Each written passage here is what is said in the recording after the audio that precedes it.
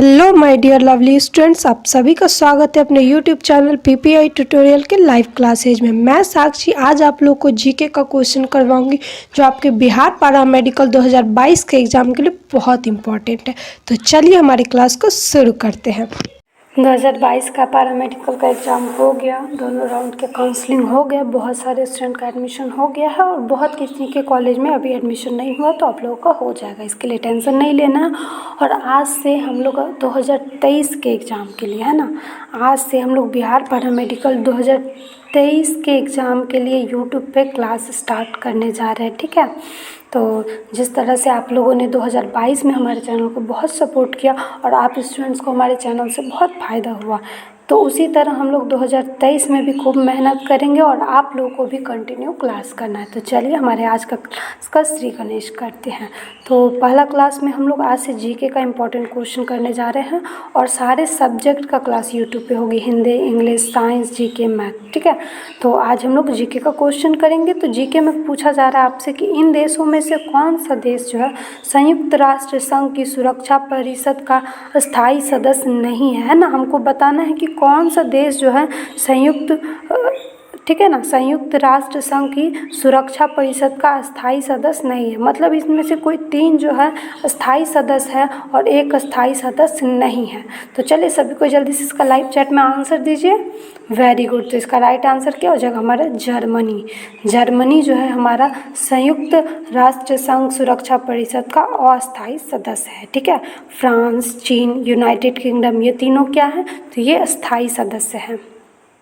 ठीक है, सभी को क्लियर है कि फ्रांस, चीन और यूनाइटेड किंगडम ये सभी क्या स्थायी सदस्य हैं। लेकिन मैं बता दूं बच्चों कि संयुक्त राष्ट्र संघ सुरक्षा परिषद का स्थायी सदस्य 5 है। ठीक है, जिनमें से 3 तो है यहाँ पे फ्रांस, चीन, यूनाइटेड किंगडम, ठीक है, रूस और ब्रिटेन। ठीक है, रूस और ग्रेट ब्रिटेन भी जो है ये क्या है? ये स्थायी सदस्य है। ठीक है, तो रूस, ग्रेट ब्रिटेन, फ्रांस, चीन और यूनाइटेड किंगडम ये 5 देश जो है संयुक्त राष्ट्र संघ सुरक्षा परिषद का स्थायी सदस्य है। ठीक है, नेक्स्ट क्वेश्चन है, वह कौन एकमात्र भारतीय है जिसको ग्रेट ब्रिटेन ने लॉर्ड का खिताब दिया है? मतलब हमको बताना है कि ऐसा कौन सा व्यक्ति है भारतीय जिसको ग्रेट ब्रिटेन ने किसका खिताब दिया था? तो लॉर्ड का खिताब दिया था। ठीक है, ऑप्शन ए में स्वर्ण सिंह, बी में स्वराज लाल, सी में स्वराज पाल और ऑप्शन नंबर डी में है धनराज पाल। तो हमको यहाँ पर क्या बताना है कि इनमें से कौन से व्यक्ति ऐसे भारतीय थे जिसको ग्रेट ब्रिटेन से लॉर्ड का खिताब दिया गया था? तो वेरी गुड, यहाँ पे जिन बच्चों ने आंसर ऑप्शन सी दिया है उनका राइट आंसर है स्वराज पाल। ठीक है, स्वराज पाल को ग्रेट ब्रिटेन ने किसका खिताब दिया था? तो लॉर्ड का खिताब दिया था। ठीक है, तो चलिए हमारे नेक्स्ट क्वेश्चन की ओर बढ़ते हैं। नेक्स्ट क्वेश्चन यहाँ पर आप सभी बच्चों से पूछा जा रहा है कि भारत में सिलिकॉन घाटी का नाम किसे दिया गया है? ठीक है, हमको बताना है कि भारत में सिलिकॉन घाटी का नाम किसे दिया गया है। ऑप्शन ए में दिया हैदराबाद, बी में दिया मुंबई, सी में है बंगलोर और ऑप्शन नंबर डी में है चेन्नई।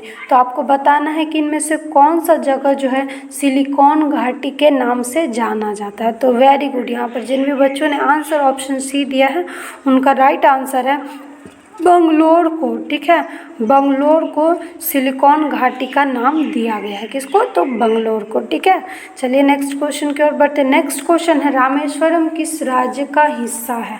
अर्थात इसको ऐसे भी बोल सकते हैं ना कि रामेश्वरम किस राज्य में है। ठीक है, ऑप्शन ए में हैदराबाद, बी में है मुंबई, सी में है तमिलनाडु और ऑप्शन डी में है केरल। तो हमको यहाँ पे आपको क्या बताना है कि रामेश्वरम जो है किस राज्य का हिस्सा है। तो चलिए सभी बच्चे जल्दी से लाइव चैट में आंसर दीजिए। तो वेरी गुड, यहाँ पर जिन भी बच्चों का आंसर ऑप्शन नंबर सी आ रहा है तमिलनाडु, उसका राइट आंसर है तमिलनाडु।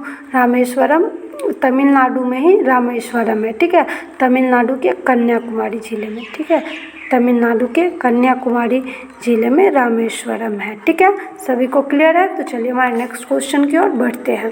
नेक्स्ट क्वेश्चन में कि पोखरण 2 परीक्षण, ठीक है, आपको बताना है कि पोखरण दूसरा परीक्षण कब किया गया था। ऑप्शन ए में दिया 11 जून 1998, बी में है 9 जून 1998, सी में है 11 मई 1998 और डी में है 20 मई 1998। तो चलिए सभी बच्चे जल्दी से इसका लाइव चैट में आंसर दीजिए कि पोखरण सेकेंड परीक्षण कब किया गया था। Very good. तो इसका राइट आंसर क्या हो जाएगा हमारा 11 मई 1998। ठीक है, पोखरण सेकेंड का परीक्षण कब किया गया था? तो 11 मई 1998 को। ठीक है, सभी को क्लियर है? तो चलिए हमारे नेक्स्ट क्वेश्चन की ओर बढ़ते। नेक्स्ट क्वेश्चन में है ग्रैंड कैनियन है। ठीक है, आपको बताना है कि ग्रैंड कैनियन क्या है। एक खड्डर या फिर एक बड़ी तोप, एक नदी या फिर एक पुरानी तोप। तो चलिए सभी को जल्दी से लाइव चैट में आंसर दीजिए कि ग्रैंड कैनियन क्या है। तो वेरी गुड, जिन भी बच्चों का आंसर ऑप्शन नंबर ए है, उसका राइट आंसर है एक खड्डर। ठीक है, एक खड्डर। ग्रैंड कैनियन क्या है? तो एक खड्डर है। ठीक है, चलिए नेक्स्ट क्वेश्चन की ओर बढ़ते हैं। तो नेक्स्ट क्वेश्चन में यहाँ पे पूछा जा रहा है किस स्थान का मानक समय निर्धारित करने का आधार होता है। मतलब किसी स्थान का जो है मानक समय या फिर स्टैंडर्ड टाइम निर्धारित करने का आधार क्या होता है। ऑप्शन ए में दिया है देशांतर रेखा, बी में दिया है अक्षांश रेखा, सी में दिया अंतर्राष्ट्रीय तिथि रेखा और ऑप्शन नंबर डी में दिया प्रधान मध्याह्न रेखा। तो चलिए सभी को जल्दी से बताइए कि कौन सा स्थान जो है मतलब किसी भी स्थान का मानक समय के लिए निर्धारित करने का आधार क्या होता है। ठीक है, चलिए सभी बच्चे जल्दी से लाइव चैट में बताइए कि किसी भी स्थान का मानक समय निर्धारित करने के लिए आधार क्या होता है। Very good. तो इसका राइट आंसर क्या हो जाएगा हमारा ऑप्शन नंबर ए देशांतर रेखा। ठीक है, किसी भी स्थान का मानक समय निर्धारित करने का आधार क्या होता है? तो देशांतर रेखा होता है। सभी को क्लियर है? तो चलिए हमारे नेक्स्ट क्वेश्चन की ओर बढ़ते हैं। नेक्स्ट क्वेश्चन है बोडो निवासी है। तो बोडो निवासी क्या है? गारो पहाड़ी के हैं, संथाल परगना के हैं, अमेजन बेसिन के हैं या फिर मध्य प्रदेश के। चलिए सभी को जल्दी से लाइव चैट में आंसर दीजिए। इसका राइट आंसर हो जाएगा हमारा ऑप्शन नंबर ए गारो पहाड़ी के। और बोडो निवासी ज़्यादातर कहाँ पाए जाते हैं? तो हमारे पूर्वी भाग में। ठीक है, भारत के पूर्वी भाग में, जैसे असम, मेघालय और मिजोरम। ठीक है, असम, मेघालय और मिजोरम में। ठीक है, मिजोरम में। ठीक है, तो चलिए हमारे नेक्स्ट क्वेश्चन की ओर बढ़ते हैं। नेक्स्ट क्वेश्चन बच्चों पूछा जा रहा है कि पनामा नहर जोड़ती है। ऑप्शन ए में दिया है उत्तरी अमेरिका एवं दक्षिणी अमेरिका को, बी में है प्रशांत महासागर एवं ये अटलांटिक महासागर होगा। ठीक है, अटलांटिक। ठीक है, महासागर को, सी में है लाल सागर और भूमध्य सागर को, और ऑप्शन नंबर डी में है हिंद महासागर एवं प्रशांत महासागर को। तो चलिए जिन भी बच्चों को इसका आंसर पता है लाइव चैट में इसका आंसर दीजिए कि पनामा नहर किसको जोड़ती है। तो वेरी गुड, जिन भी बच्चों का आंसर ऑप्शन नंबर बी है उनका राइट आंसर है पनामा नहर किसको जोड़ती है? तो यह अटलांटिक महासागर और प्रशांत महासागर को जोड़ती है। ठीक है, अब बात करें किसको अलग करती है ना, तो ये पनामा नहर क्या करती है? उत्तरी अमेरिका को दक्षिणी अमेरिका से अलग करती है ना। ये पनामा नहर क्या करती है? तो उत्तरी अमेरिका को, ठीक है, उत्तरी अमेरिका को दक्षिणी अमेरिका से अलग करती है। ठीक है, उत्तरी अमेरिका को दक्षिणी अमेरिका से अलग करती है। नेक्स्ट क्वेश्चन कि पंचायती राज को डैश के अंतर्गत स्वशासन की इकाई के रूप में संगठित किया गया। हमको क्या बताना है कि पंचायती राज को डैश के अंतर्गत स्वशासन की इकाई के रूप में संगठित किया गया।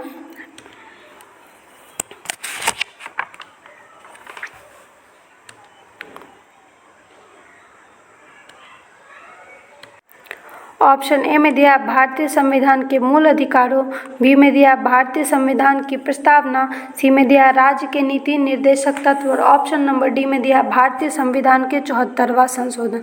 तो चलिए सभी को जल्दी से लाइव चैट में बताइए कि पंचायती राज को डैश के अंतर्गत स्वशासन की इकाई के रूप में संगठित किया गया। Very good. तो इसका आंसर क्या हो जाएगा हमारा ऑप्शन नंबर सी राज्य के नीति निर्देशक तत्वों। ठीक है, पंचायती राज को राज्य के नीति निर्देशक तत्वों के अंतर्गत स्वशासन की इकाई के रूप में संगठित किया गया है। ठीक है, तो चलिए हमारे नेक्स्ट क्वेश्चन की ओर बढ़ते हैं। तो नेक्स्ट क्वेश्चन है कि भूमि सुधार डैश के विषयों के अंतर्गत है। ठीक है, आपको बताना है कि भूमि सुधार जो है किसके विषयों के अंतर्गत है। ऑप्शन ए में है संघ सूची, बी में है समवर्ती सूची, सी में है राज्य सूची और ऑप्शन नंबर डी में है इनमें से कोई नहीं। तो चलिए सभी को जल्दी से इसका लाइव चैट में आंसर दीजिए। तो वेरी गुड, इसका राइट आंसर क्या हो जाएगा हमारा ऑप्शन नंबर सी राज्य सूची। ठीक है, भूमि सुधार राज्य सूची के विषयों के अंतर्गत आता है। अगर आपको क्लास अच्छी लग रही है तो क्लास को लाइक कर दीजिए और अभी तक हमारे चैनल को सब्सक्राइब नहीं किया तो चैनल को सब्सक्राइब करके बेल आइकन को प्रेस कर दीजिए ताकि सारे नए वीडियो के नोटिफिकेशन आपको सबसे पहले मिले। ठीक है। तो चलिए हमारे नेक्स्ट क्वेश्चन की ओर बढ़ते हैं। तो नेक्स्ट क्वेश्चन में भारतीय मुद्रा छापी जाती है। ऑप्शन ए में दिया reserve bank of India, B में दिया वित्त मंत्रालय, सी में दिया है संसद में और ऑप्शन नंबर डी में दिया नासिक प्रिंटिंग प्रेस में। तो आपको बताना है कि भारतीय मुद्रा छापी जाती है। तो चलिए सभी बच्चे जल्दी से इसका लाइव चैट। Very good. तो जिन भी बच्चों का आंसर यहाँ पर ऑप्शन डी आया उनका राइट आंसर है भारतीय मुद्रा कहाँ छापी जाती है, तो नासिक प्रिंटिंग प्रेस में। सभी को क्लियर है। तो चलिए हमारे नेक्स्ट क्वेश्चन की ओर बढ़ते हैं। नेक्स्ट क्वेश्चन से बढ़ने से पहले मैं आपको बता दूं कि यहाँ पर हमारा पेड कोर्स भी चलता है। ठीक है, हमारे पीपीआई ट्यूटोरियल का पेड कोर्स चलता है, इसको ज्वाइन कर लीजिए। आपको यहाँ पर बेसिक से लेके हाई लेवल तक में पढ़ाया जाएगा और सारे पैरामेडिकल क्वालिफाइड टीचर्स पढ़ाएंगे। ठीक है, और हमारे पिछले साल का रिजल्ट है ना, 2022 के एग्ज़ाम का रिजल्ट और 2021 के एग्ज़ाम का रिजल्ट देख सकते हैं यूट्यूब पे कितने सारे स्टूडेंट को गवर्नमेंट कॉलेज मिला है। तो आप भी हमारे पेड कोर्स से जुड़ सकते हैं और एकदम बेसिक से अपना पढ़ाई कर सकते हैं ताकि आपको भी आने वाले बिहार पैरामेडिकल 2023 के एग्ज़ाम में बहुत हेल्प मिले। ठीक है, तो चलिए नेक्स्ट क्वेश्चन की ओर बढ़ते हैं। नेक्स्ट क्वेश्चन यहाँ पर बच्चों पूछा जा रहा है कि भारत का पहला पन बिजली शक्ति केंद्र प्रारंभ हुआ पाइकारा में, कोयना में, भाखड़ा नंगल में या फिर शिव समुद्रम में। तो आपको बताना है कि भारत का पहला पन बिजली शक्ति केंद्र कहाँ प्रारंभ हुआ था। तो चलिए सभी को जल्दी से इसका लाइव चैट में आंसर दीजिए। तो वेरी गुड, यहाँ पर ऑप्शन नंबर डी सब शिव समुद्रम। ठीक है, भारत का पहला पन बिजली शक्ति केंद्र कहाँ प्रारंभ हुआ, तो शिव समुद्रम में। और ये कहाँ है, तो कर्नाटक में है। ठीक है, कर्नाटक में है, कर्नाटक में है। और कब शुरू हुआ था, तो 1902 में। ठीक है, वर्ष 1902 में देश का पहला पन बिजली घर कर्नाटक के शिव समुद्रम में प्रारंभ हुआ था। ठीक है, सभी को क्लियर है। तो चलिए हमारे नेक्स्ट क्वेश्चन की ओर बढ़ते हैं। नेक्स्ट क्वेश्चन, दुर्लभ मुद्रा का आशय उस मुद्रा से है जो वाहन करने में बहुत कठिन हो, कमाने में बहुत कठिन हो, विकसित देशों का है या फिर विकासशील देशों का है। तो चलिए सभी को बताइए इसका आंसर लाइव चैट में। Very good. तो इसका राइट आंसर क्या हो जाएगा, हमारा ऑप्शन नंबर सी विकसित देशों का। दुर्लभ मुद्रा का आशय किस मुद्रा से, तो उस जो विकसित देशों का, मतलब विकसित देश का जो मुद्रा है उसी को दुर्लभ मुद्रा कहते हैं। ठीक है, जैसे कि डॉलर हमारे भारत में सहज रूप से नहीं ना मिलता है, तो डॉलर क्या हो गया हमारे भारत के लिए दुर्लभ मुद्रा हो गया है ना। तो चलिए हमारे नेक्स्ट क्वेश्चन की ओर बढ़ते हैं। नेक्स्ट क्वेश्चन यहाँ पर पूछा जा रहा है कि भारतीय राष्ट्रीय कांग्रेस के संस्थापक थे एक असैनिक सेवक, बी विज्ञानी, सी सामाजिक कार्यकर्ता, ऑप्शन नंबर डी में है मिलिट्री कमांडर। चलिए सभी बच्चे जल्दी से इसका लाइव चैट में आंसर दीजिए कि भारतीय राष्ट्रीय कांग्रेस के संस्थापक कौन थे। तो ये एक असैनिक सेवक थे, इसका ऑप्शन नंबर ए हमारा राइट आंसर हो जाएगा। और भारतीय राष्ट्रीय कांग्रेस की स्थापना किसने की थी, तो ए.ओ. हुरुम ने। ठीक है, ए.ओ. हुरुम ने। ठीक है, ए.ओ. हुरुम ने कब की थी, तो 1885 ईस्वी में। ठीक है, 1885 ईस्वी में ए.ओ. हुरुम ने भारतीय राष्ट्रीय कांग्रेस की स्थापना की थी। ठीक है, तो चलिए हमारे नेक्स्ट क्वेश्चन की ओर बढ़ते हैं। नेक्स्ट क्वेश्चन में बच्चों पूछा जा रहा है कि भगत सिंह, राजगुरु तथा सुखदेव को फांसी दी गई मार्च 1911 ईस्वी में, 1921 में, 1931 में या फिर 1941 ईस्वी में। तो चलिए सभी को जल्दी से इसका लाइव चैट में आंसर दीजिए कि भगत सिंह, राजगुरु तथा सुखदेव को फांसी कब दी गई थी। तो वेरी गुड, कब दी गई थी,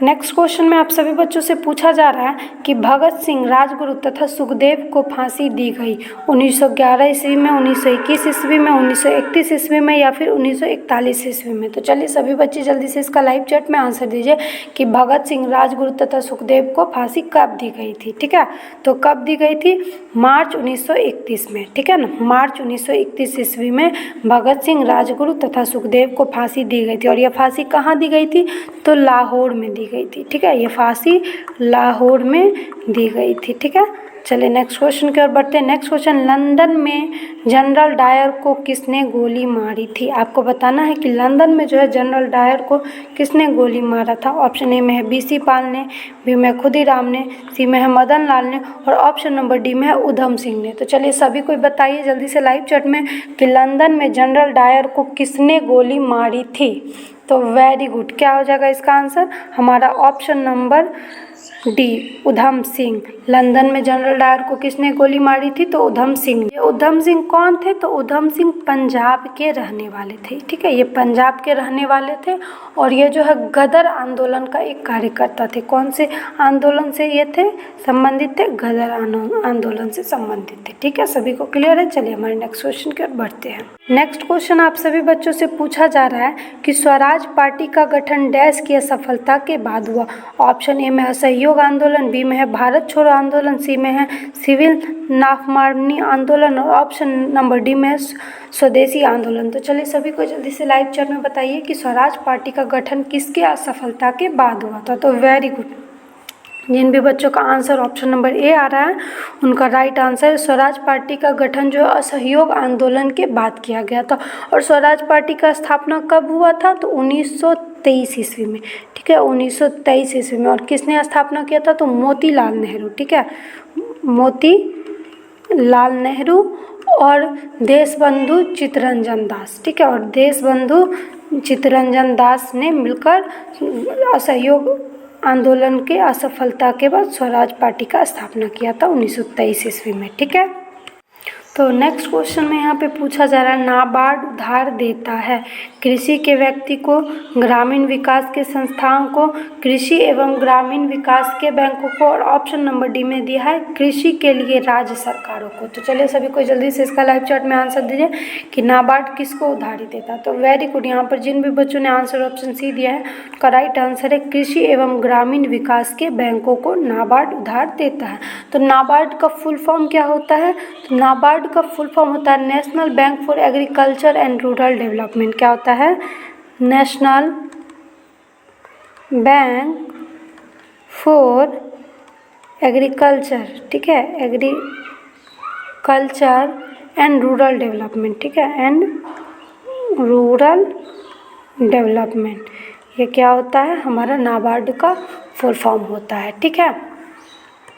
नाबार्ड की स्थापना कब हुई थी? तो 1982 ईस्वी में, ठीक है, नाबार्ड की स्थापना कब हुई थी? 1982 ईस्वी में, कृषि एवं ग्रामीण विकास के बैंकों को ऋण देने के लिए, ठीक है।